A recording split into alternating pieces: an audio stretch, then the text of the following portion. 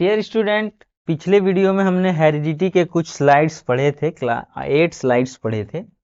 उसमें हेरिडिटी के गुण हमने बताया, उसका परिभाषा कैसे होता है, हेरिडिटी क्या होता है, कहाँ से आता है वो गुण हमारे पास, वो सभी चीजें डिस्कस किया था।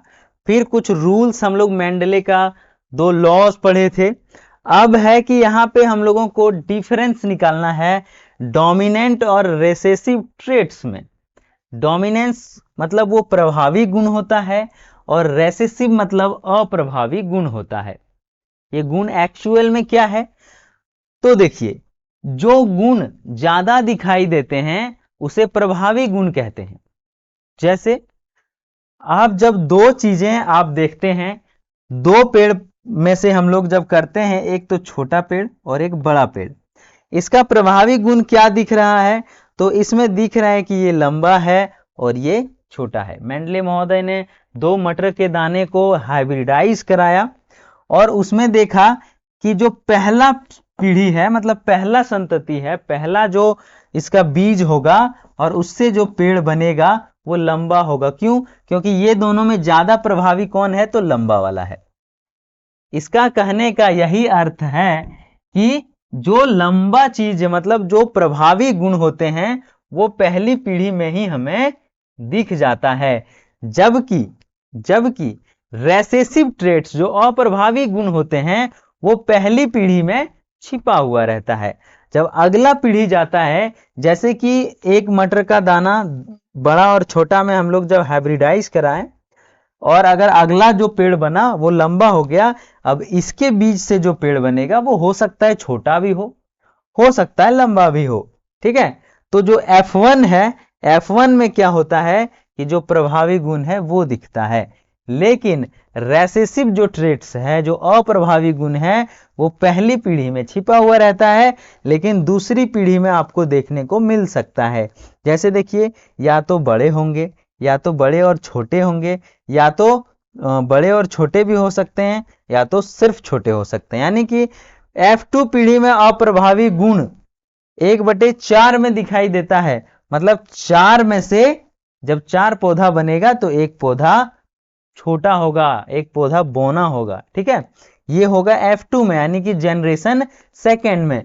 तो रेसेसिव जो है अप्रभावी गुण है, जो जो पहला जनरेशन होता है उसमें छुपा रहता है, लेकिन उसके बाद जो जनरेशन आता है उसमें धीरे धीरे देखने को मिलने लगता है। ये मटर के पौधे का उदाहरण लेकर मेंडले महोदय ने प्रूफ किया था, इसलिए ये सारी चीजें हम लोग जान पाते हैं।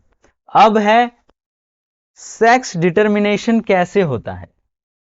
मतलब ये कि कोई भी चीज, जैसे माता पिता के बच्चे होते हैं तो उसमें बच्चा लड़का होगा या लड़की होगा, ये कैसे डिटरमाइन होता है उसके बारे में जानते हैं।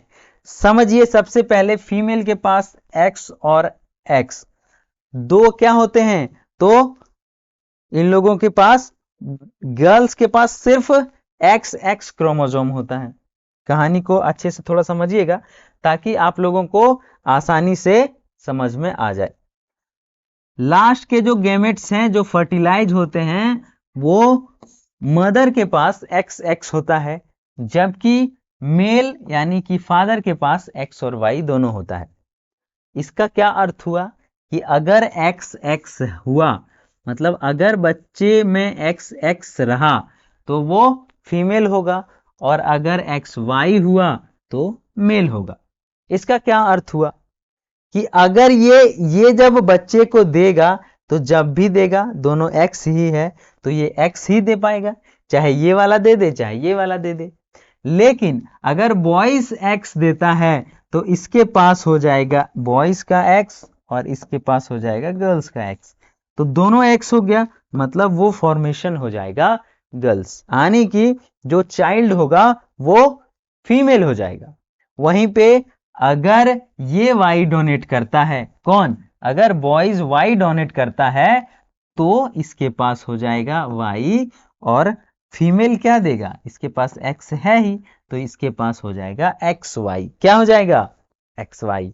अगर एक्स वाई हो जाता है डियर स्टूडेंट तो ये क्या, ये चाइल्ड हो जाएगा मेल चाइल्ड। ठीक है, तो किस पे डिपेंड करता है सेक्स डिटर्मिनेशन, यानी कि अगर वो लड़का होगा या लड़की बच्चा, ये किस पे डिपेंड करता है, तो इसी महाशय पे डिपेंड करता है। लेकिन गांव में बहुत सारे लोग कह देते हैं कि नहीं, ये लेडीज का खाली बेटी होती है या लड़की हो रहा है खाली।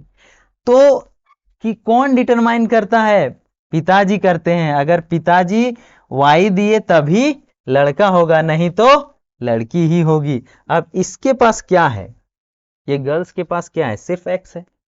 ये फीमेल, ये माता के पास क्या है, सिर्फ एक्स है। ये तो एक्स ही दे सकती है ना।